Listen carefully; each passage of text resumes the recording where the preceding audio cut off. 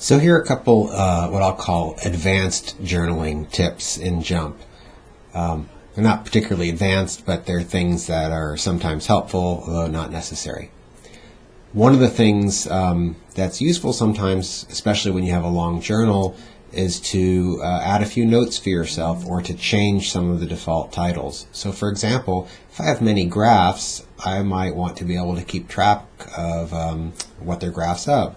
I could add titles here, or I can also double click on any of these title bars and I can say this is a box plot of length by location.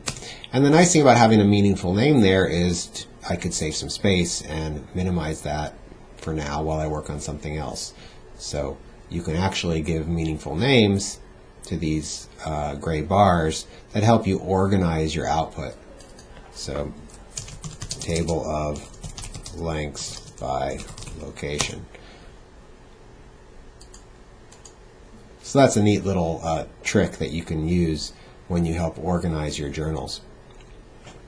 Sometimes you might have a very complicated analysis and you're not really wanting to show the whole analysis in JMP, but you want to be able to access it. For example, suppose I fit a model, and I'll use the fit y by x tool here. We maybe haven't discussed this in class yet, but that's fine. And this will be a model that compares length across locations. And maybe I'm going to move this over a little bit, an analysis of variance model. You don't know what this is necessarily. That's okay. Don't worry about it for now. The point is I have a whole bunch of stuff down here. I could put this all in the journal if I wanted to be able to reference these values in the journal directly. Or if I know I just wanted to access this model at some point, access these results, but I don't necessarily need to see them all in the journal, I can go to script. Let me move this over a little bit more. So red triangle, script, and instead of saving the script to the data table, I could save it to the journal.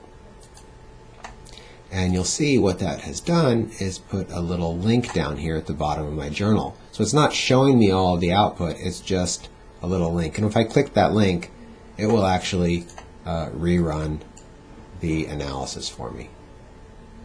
So that's a neat little trick that you can use.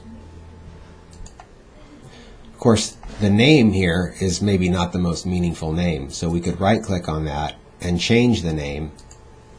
And maybe this is a comparison of, or actually let's give a better title here, an ANOVA comparison of mean lengths.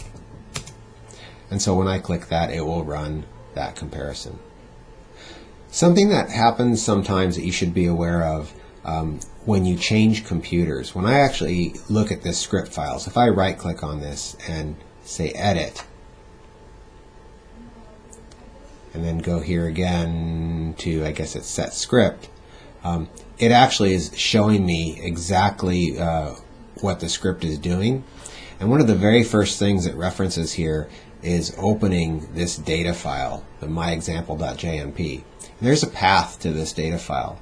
If you move computers or something, the path name might change. So sometimes if you're not working on the same computer and you've saved these script files in the journal, sometimes before these will run, you might have to edit something. For example, maybe on a different computer you didn't put it on the desktop, so you'd get rid of that and you'd say OK, and you'd have whatever location put in there in its place.